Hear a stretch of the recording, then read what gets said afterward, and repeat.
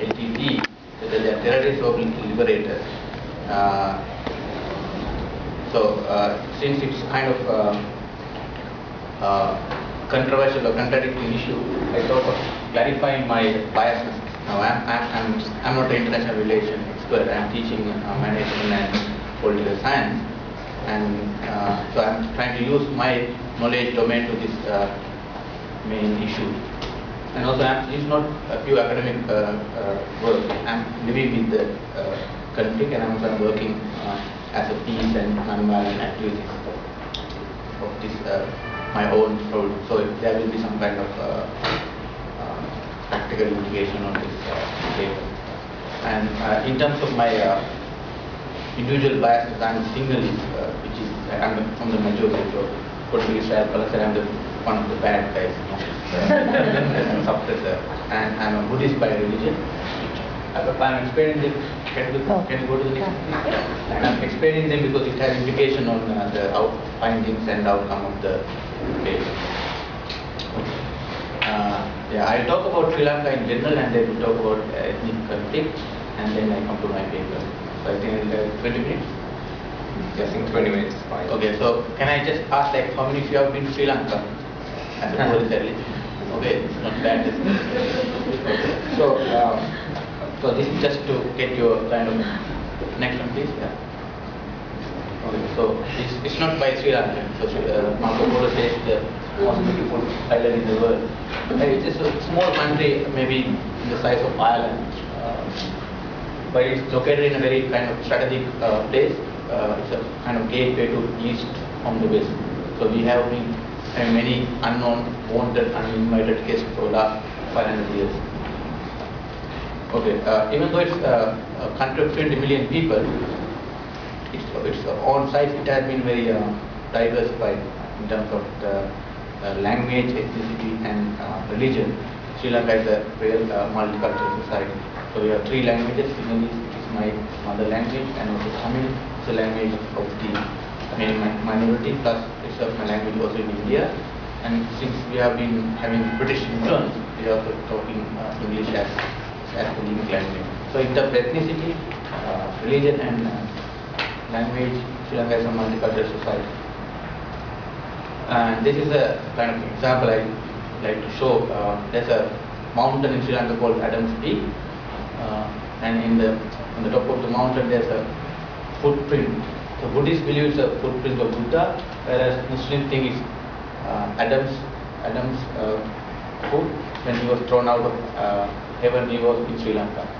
And Christian thing is from St. Thomas, who moved to Sri Lanka, used to text.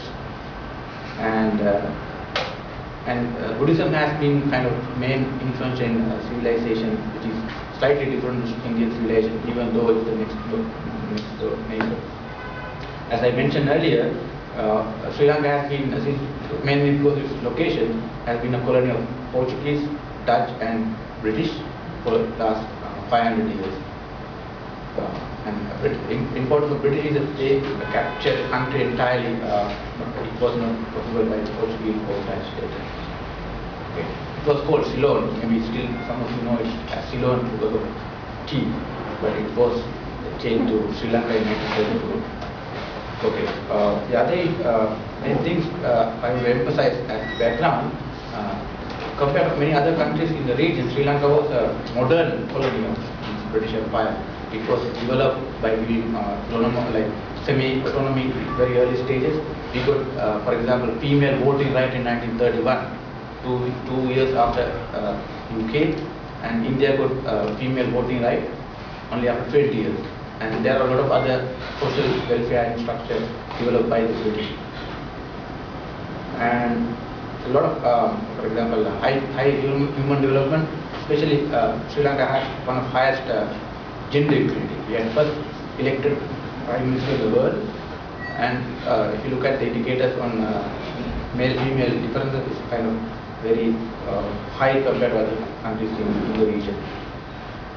Okay, I just want to show this. Yeah, go to the next one, please. Yeah. Okay, if you look at the Human Development Index by UNDP, Sri Sri Lanka ranks high even compared to China, South Africa, India. Even though our per capita income is low, but it is come to overall HDI, sometimes literacy, enrollment, or even infant mortality rates are very high compared to even country like Spain or Portugal. Okay, next one. So I just want to bring these things because it's not a country where you are always having problems due to poverty and other kind of inequality which exists maybe in some part of South Asia and maybe Africa. It has done better compared to its neighbors in terms of development indicators, especially distribution of resources and inequality among social classes. However, you can't say that Sri Lanka has been very much good in their home because especially due to war and wrong policies after British left, post-independent policies have been very negative. Therefore, now we are seeing a very destructive war. So I am going to talk about ethnic war very briefly.